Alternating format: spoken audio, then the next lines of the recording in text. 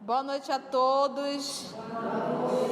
Hoje, 28 de setembro de 2018, nós estamos reunidos para estudarmos o Evangelho segundo o Espiritismo. Nós estamos no capítulo 19, parábola da figueira que secou. Lemos a semana passada o item 9 e hoje nós iremos finalizar estudando o item 10. Confere? Vamos iniciar então pelo livro Caminho, Verdade e Vida, mensagem 125, Filhos e Servos. Emmanuel vai comentar uma passagem de João, capítulo 8, versículo 35. Disse assim o nosso Senhor Jesus: Ora, o servo não fica para sempre na casa, o filho fica para sempre.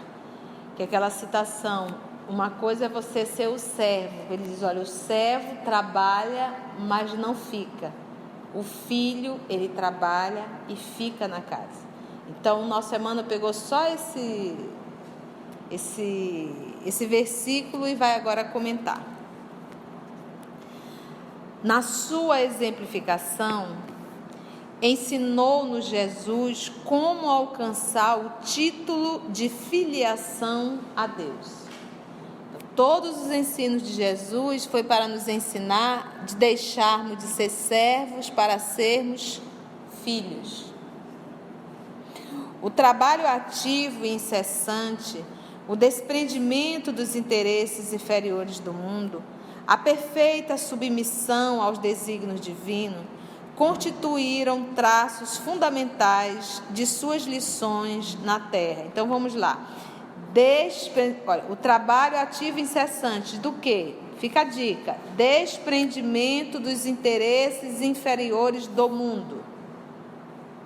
Segundo, perfeita submissão aos desígnios divinos. Desprendimento dos interesses inferiores e a perfeita submissão aos desígnios divinos constituíram traços fundamentais de suas lições na Terra. Então, vamos dizer que o seu Roger adoeceu, vamos fazer aqui o pessoal chama de corrente, né? Vamos fazer aqui uma corrente, vamos orar pedindo a Deus que o seu Roger... Perfeita submissão aos desígnios de Deus. Entendeu? Então, já não há mais uma perfeita submissão aos desígnios de Deus. Nós vamos orar pedindo força para o seu Roger, que ele possa passar por essa prova, por essa expiação, que ele se fortaleça, que a família se fortaleça, mas jamais fazer o movimento Deus cura o Roger. Aonde está a submissão aos desígnios de Deus? Quem me garante que a saúde irá fazer bem ao Roger? Então, é esse tipo de maturidade que nós espíritas, que temos a informação da reencarnação, que temos essa lucidez, nós deveríamos colocar isso em prática. Às vezes, a nossa conduta religiosa é como se nós fôssemos alguém que não acredita, que não sabe da reencarnação, sempre a nosso favor, sem nos colocarmos nessa submissão. Nós tivemos essa lição com o nosso Senhor Jesus. Quando ele diz, Pai, se possível, afasta de mim esse cálice, se não, seja feita a tua vontade. Obviamente que ele sabia o que ele ia passar, mas era mais uma vez nos ensinando como passar. Se for da tua vontade, basta olhar o Pai Nosso, se for da tua vontade, que eu não passe, mas se for da tua vontade, me dê força para passar. Então é essa a nossa oração, é esse nosso movimento que nós deveríamos fazer. E nós podemos observar aí irmãos espíritas formando grupo de oração, sim, mas ok, não tem problema nenhum. A pergunta é, o que nós estamos pedindo nessa oração?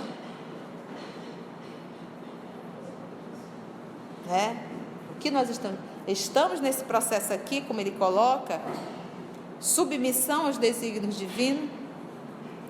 Muitos homens notáveis pela bondade, pelo caráter adamantino, sacerdotes dignos e crentes sinceros, poderão ser dedicados servos do Altíssimo. Mas o Cristo induziu-nos a ser mais alguma coisa. Convidou-nos a ser filhos, esclarecendo que esses ficam para sempre na casa. Olha que coisa linda, né? Mano, é danado, né? E os servos? Esses experimentam modificações. Nem sempre permanecerão ao lado do Pai. Mas não é a terra igualmente uma dependência, ainda que humilde, da casa de Deus? Aí palpita a essência da lição. O mestre se referiu aos servos como pessoas suscetíveis de vários interesses próprios. Porque o servo está lá, mas ele tem um interesse. O salário. Os filhos, todavia, possuem interesses em comum com o pai. É o que deve ser. Os primeiros, os servos, servindo a Deus e a si mesmos, porque como servidores aguardam remuneração, podem sofrer ansiedades, aflições, delírios, dores ásperas. Nós vamos observar que, apesar de eu estar dentro de uma instituição religiosa, eu estou na condição de um servo. Eu quero receber por isso. Então eu quero uma saúde perfeita, eu quero sucesso, eu quero dinheiro, eu quero, isso é troca. Então eu sou servo, eu não sou filho. A massificação da humanidade terrena busca religião, mas com o intuito de receber. E não com o intuito de servir. Aí ele vem. Os primeiros, então, servindo a Deus e a si mesmos, porque como servidores aguardam remuneração, podem sofrer ansiedades, aflições, delírios e dores ásperas. Os filhos, porém, olha aqui agora os filhos, porém, estão sempre na casa, abre aspas aí, isto é, permanecerão em paz, superiores às circunstâncias mais duras, porquanto reconhecem, acima de tudo, que pertencem a Deus. Então, olha só, se eu estou no movimento, servindo a Deus, como servidor aguardo, pode sofrer ansiedade. Se eu tenho esse movimento de ansiedade, eu estou dentro da instituição, digo, então estou ainda como servo. Porque a ansiedade é a falta de confiança no Pai. Segundo, aflições. Ainda há pouco estávamos conversando com a Nádia. Eu posso passar por uma dor, a aflição está por minha conta. Porque eu posso intensificar, me desesperar, me afligir. E ao invés de eu me ressignificar, confiar, essa dor, ela me traz uma lição. E eu vou aprender com ela. Eu não vou pedir para o papai tirar. Eu só vou pedir força para eu aprender, porque é exatamente nas dificuldades do dia a dia que nós nos tornamos maiores e melhores. Não é gozando a vida, balançando numa rede, tomando água de coco que a gente cresce espiritualmente. Não, não. É na luta diária. É no não que a vida dá. É na dificuldade do dia a dia. A conquista do mérito. É a conquista. Porque a gente vai crescendo, a gente se fortalece, a gente amadurece, a gente é muito boba, é muito idiota muitas vezes. A gente perde muito tempo sem fazer nada de útil, que faça crescer. E a dor, a primeira coisa que ela faz é dizer, ei, vou pôr o teu pé aqui no chão, tu está viajando muito. Entendeu? É o primeiro movimento. Então, se eu sinto ansiedade, aflições, delírios e dores ásperas, é aquilo que volta. O que diz Jesus? Suave é meu jugo e leve é meu fardo. Vai haver o jugo é aquela madeira que você prende aqui no boi para ele puxar o fardo. Entendi? Suave é meu jugo, leve é meu fardo. Então, vai haver jugo e vai existir o fardo, mas com Cristo se torna leve. Por quê? Porque não tem aflição, eu não me desespero. Eu sei que é por um tempo, eu sei que aquilo é a meu benefício, eu sei que eu tenho que tirar lições daquilo ali. Então, como eu ressignifico o fardo e o jugo, ele se torna leve e suave. Mas quando eu me desespero, ele fica mais pesado, ele me pressiona mais e maior esforço eu tenho que fazer para carregar o fardo. Ficou claro isso? Entendeu? Já ele diz: os filhos, porém, estão sempre na casa, isto é, permanecerão em paz, aconteça o que acontecer. Não se desespera, não se aflige, não entra em delírio, não tem ansiedade, aquilo não aumenta. Quantas vezes nós sofremos por coisas que nem chegaram a acontecer, a gente já está sofrendo? Superiores às circunstâncias mais duras, porquanto reconhecem, acima de tudo, que pertencem a Deus. Lindo, né? Isso é Emmanuel. Vamos fazer a nossa oração?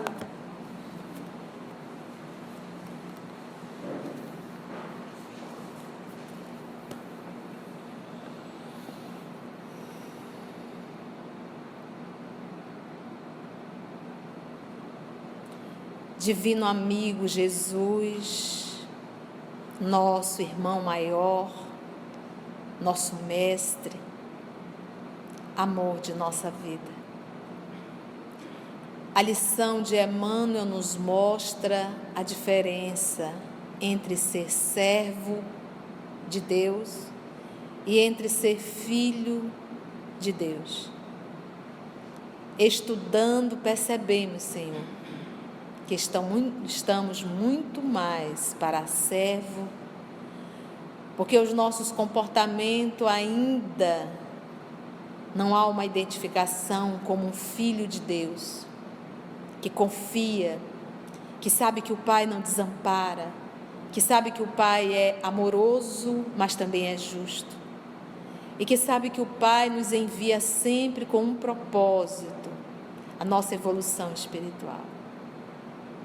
E é neste movimento, Jesus, que aqui nós nos encontramos para estudar, aprender contigo, para que isso possa fazer parte da nossa vida, para que o jugo se torne suave e o fardo leve. Muito obrigada, divino amigo, é em teu nome que todos nós aqui nos encontramos, e que o Senhor possa, através dos nossos amigos espirituais, inspirar a cada um de nós para o aprendizado do teu Evangelho. Bem, então, lemos a parábola da figueira que secou. Jesus estava saindo de Betânia, ele teve fome, vendo de longe uma figueira, se encaminhou para essa figueira, chegou lá, achou só folhas, e não era tempo de ter figo.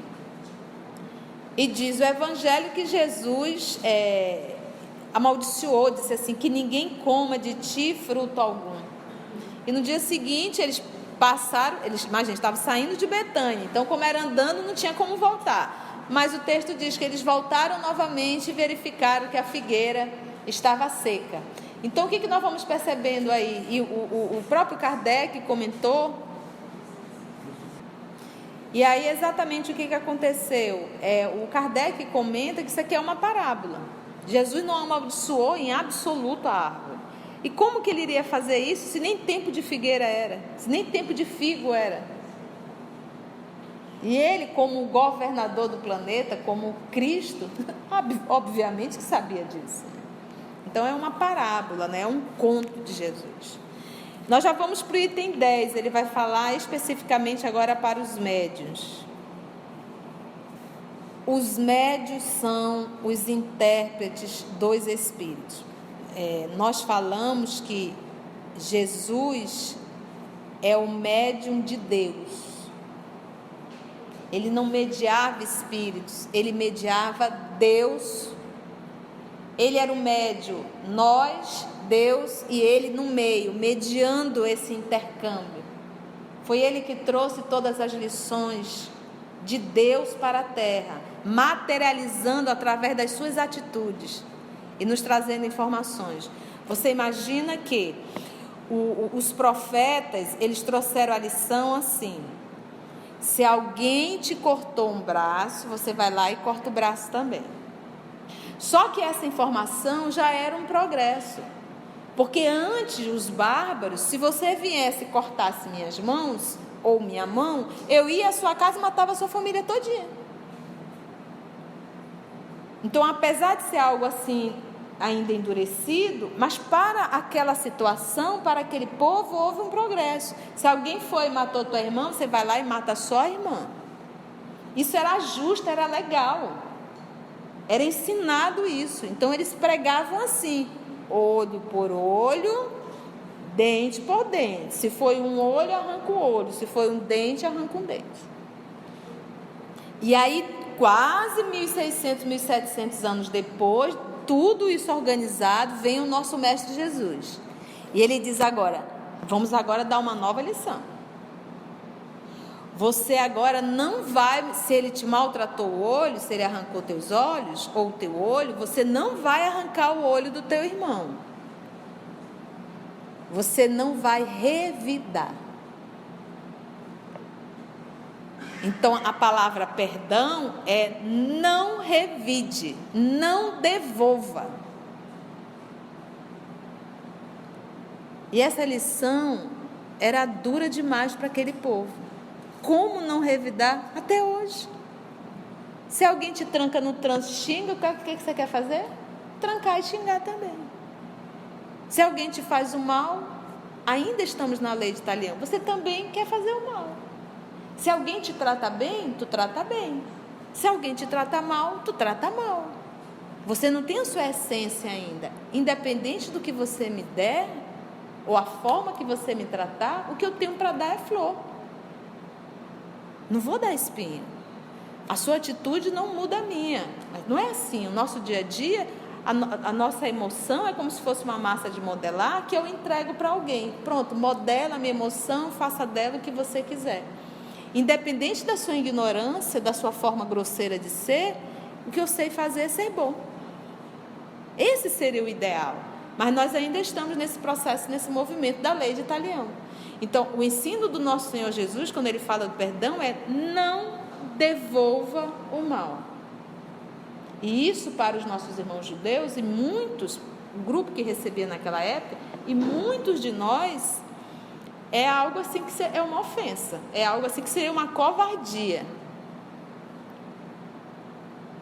A gente faz assim até no sistema do WhatsApp: não, se me manda eu mando, se não manda eu também não mando não. Se me manda convite eu mando convite, se não me mandar convite eu também não mando não. Se me convidar para a festa, eu também mando convite para a festa. Então nós percebemos ainda esse movimento de olho por olho e dente por dente. E a lição do nosso Senhor Jesus, que já está com 2018 anos, era justamente: não revide o mal com o mal.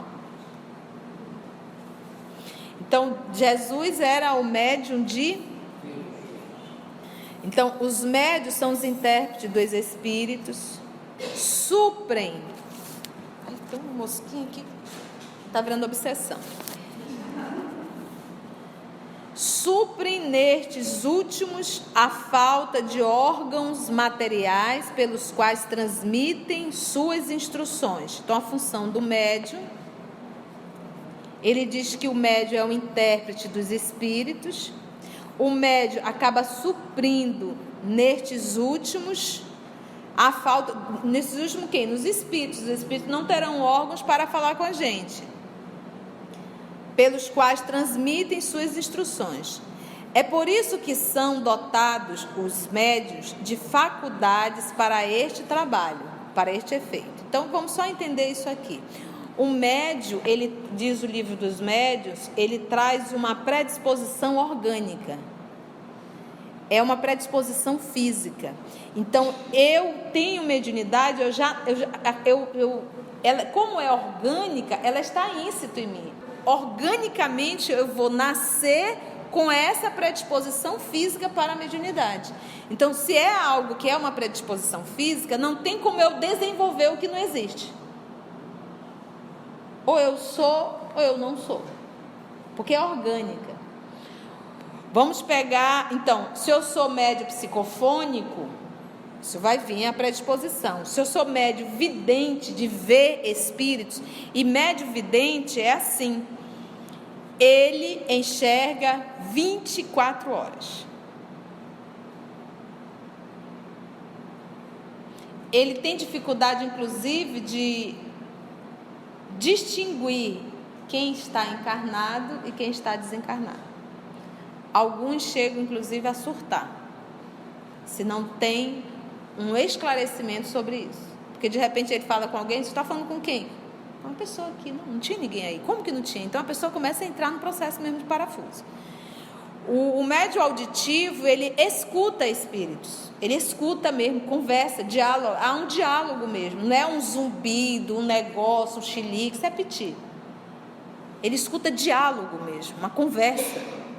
Então, se ele nasceu com essa predisposição, tem um propósito.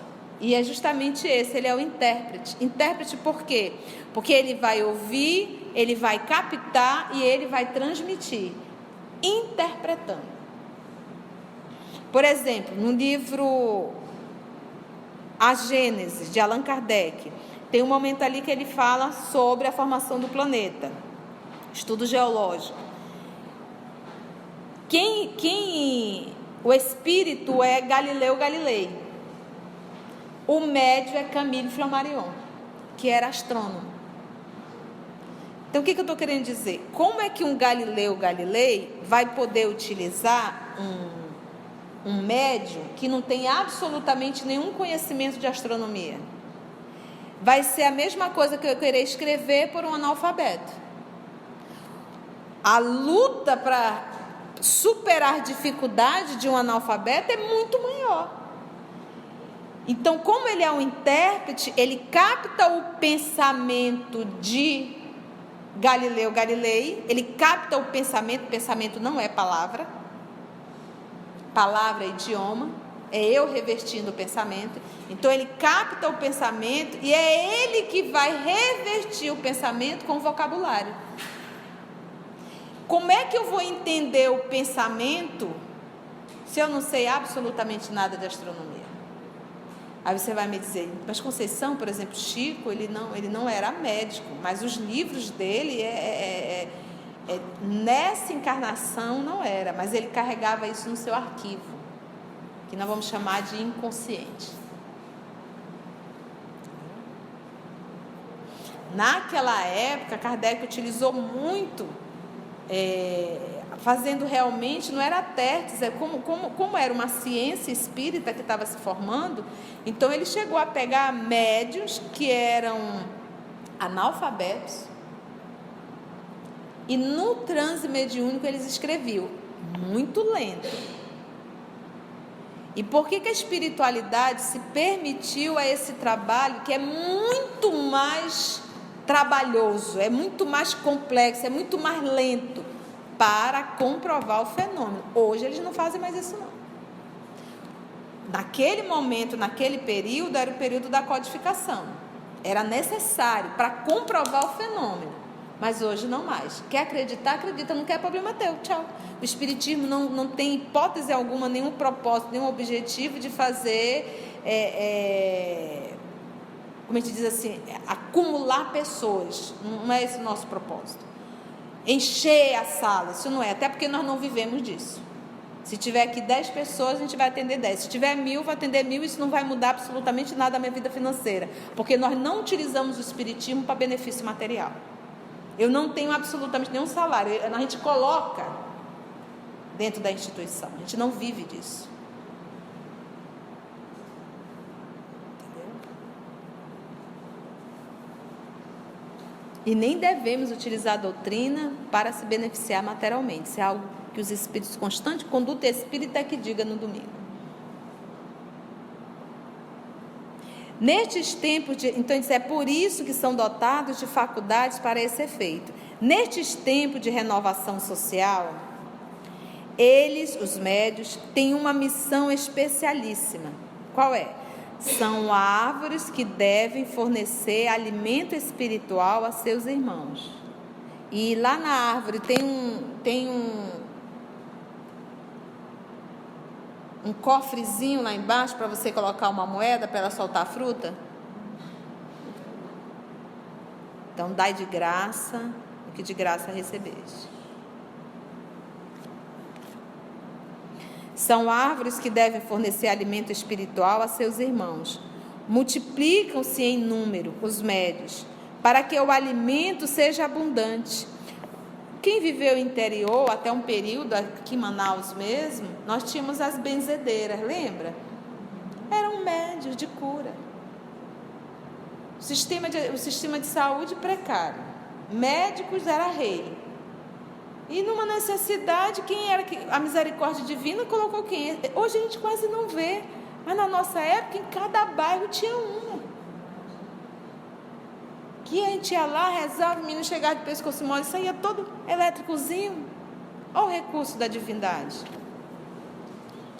São árvores que devem fornecer alimento espiritual a seus irmãos. Multiplicam-se em número, para que o alimento seja abundante. Existem em toda parte, em todos os países, em todas as classes da sociedade, entre os ricos e os pobres, entre os grandes e os pequenos, a fim de que não haja deserdados em nenhum ponto, e a fim de provar aos homens que todos são chamados. Então, não dizer, eu nunca conheci, não. Em todos os lugares temos médios, em todos os níveis sociais, em todos os países. Se, porém, eles desviam do objetivo providencial, o médium, a preciosa faculdade que lhe foi concedida, se a empregam em coisas fúteis ou prejudiciais, se a põem a serviço dos interesses mundanos, se em vez de frutos salutares dão maus frutos, se recusam a utilizá-la em benefício dos outros, se não tiram nenhum proveito dela para si mesmos, melhorando-se, são como a figueira estéril. Deus lhes retirará um dom que se tornou inútil em suas mãos. A semente que não sabem fazer frutificar, deixando que se tornem vítimas dos espíritos maus. Então ele fez aqui uma comparação com o médium, mas todos nós temos talentos e às vezes não utilizamos. Nós somos essa figueira estéril que não dá fruto. Que não dá fruto. Alguma pergunta? Ficou claro? Aqui o Kardec, quando ele falou esse médio, ele está falando realmente do médio ostensivo, né? Aquele que tem uma faculdade ostensiva, que você olha e caracteriza logo.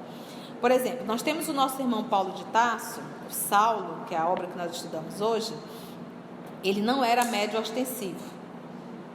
Quando ele mandou sacrificar Estevão, apedrejado,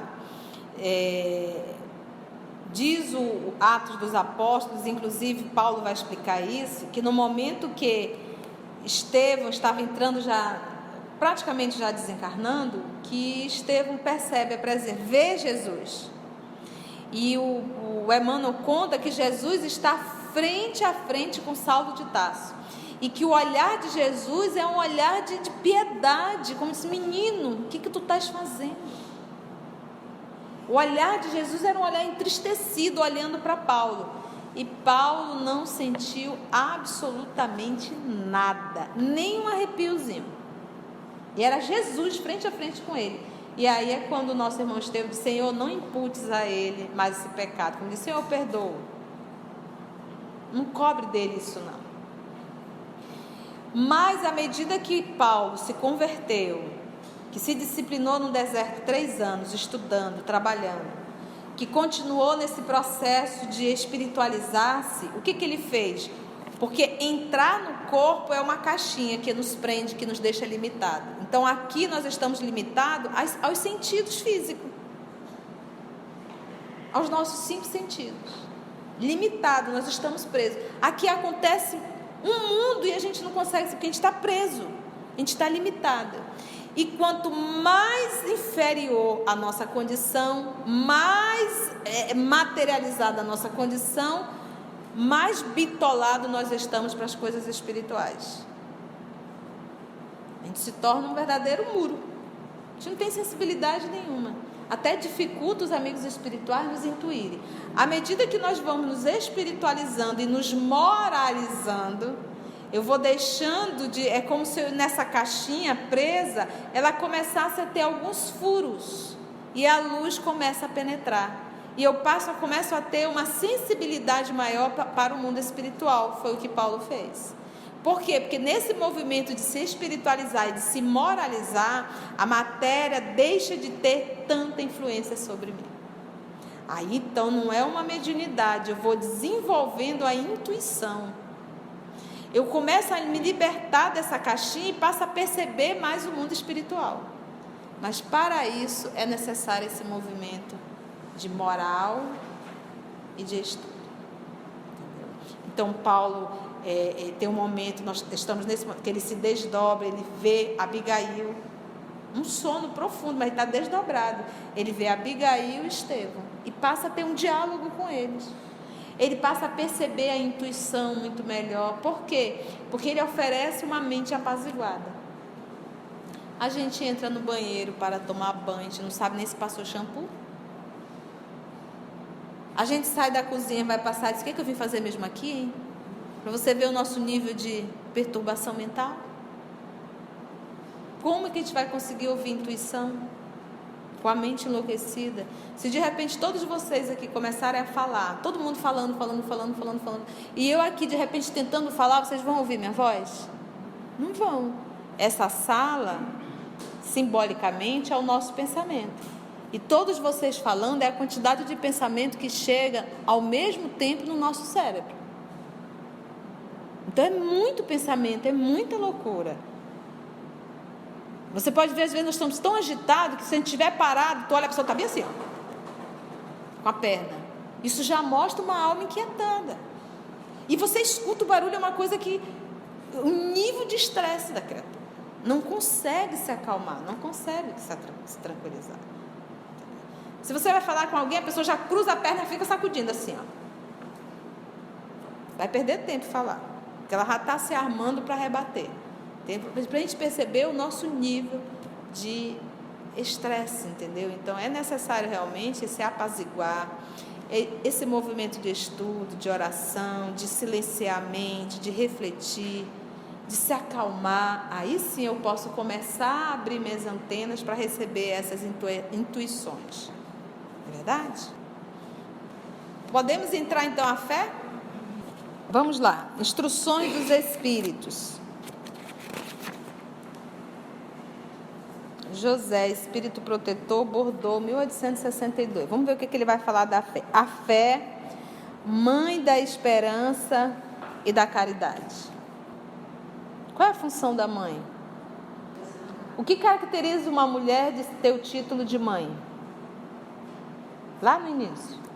O que caracteriza uma mulher ser chamada de mãe? Ela gerou a vida. Ela formou uma vida.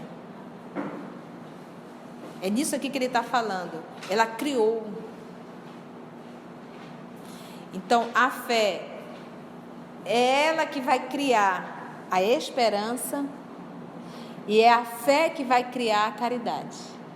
Por isso que ele coloca a fé, mãe da esperança e mãe da caridade. Por que você faz o movimento de caridade se não pautado na fé? Então ele diz assim, a fé é a mãe de tudo. A fé é a confiança e a certeza da existência de um Deus,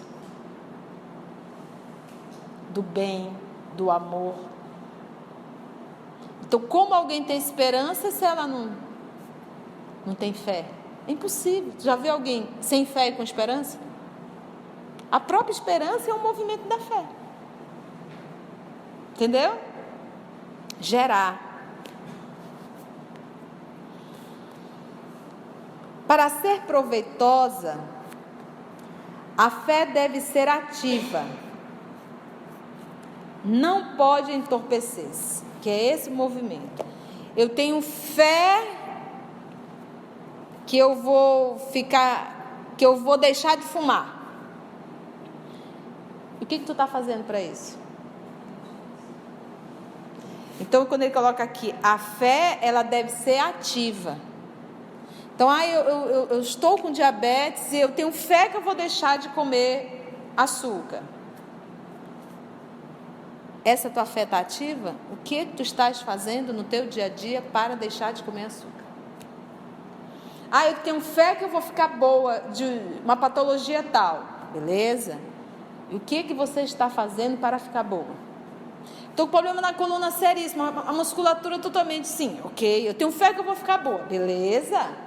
O que tu tens feito para ficar boa?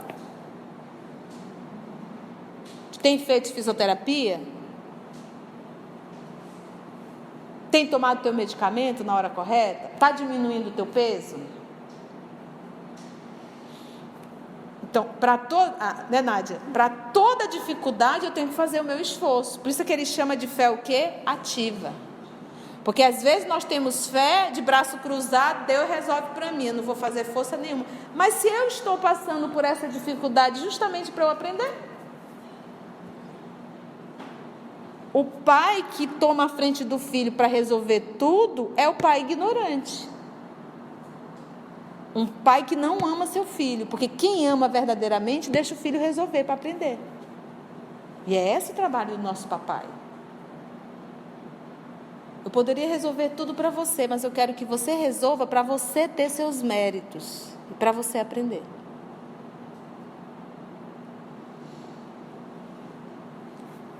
Então, para ser proveitosa, a fé deve ser ativa.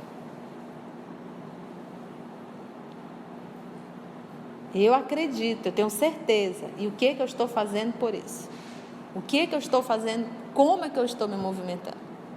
Eu tenho fé em Deus que eu vou zerar o meu cartão de crédito. O que tu estás fazendo para ele zerar? Se tu continuar comprando, ele não vai zerar nunca. E o Papai do Céu não vai se materializar para pagar a tua conta. É necessário tirar ele da bolsa, deixar em casa, trancado em algum canto e não usa nunca mais na vida. A fé aí, às vezes, então eu não estou entendendo, não. A fé aí é a força que ele vai te dar, porque isso aqui pode ser uma dependência. A força moral que ele nos dá. Por isso é que volta lá, diz nosso Senhor Jesus: suave é meu jugo e leve é meu fardo. Caminhar sozinha dói. Caminhar acompanhado pelo Pai, a sensação de segurança é muito maior.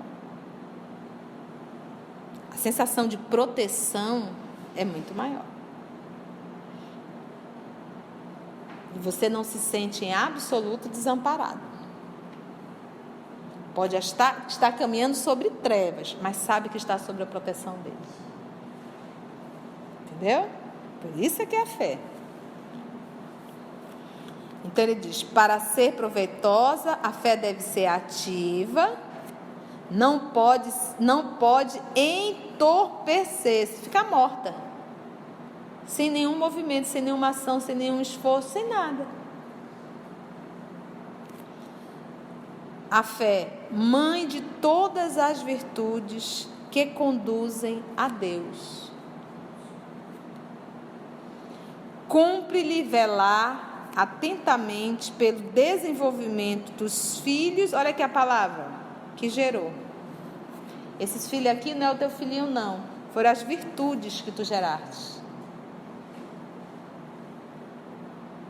Por isso é que ele usou o termo mãe, de gerar. Entendeu? E já vamos parar aí. Então, agradecemos ao nosso Senhor Jesus por mais esse momento de oração, de estudo, e até o nosso próximo estudo, se Ele nos permitir.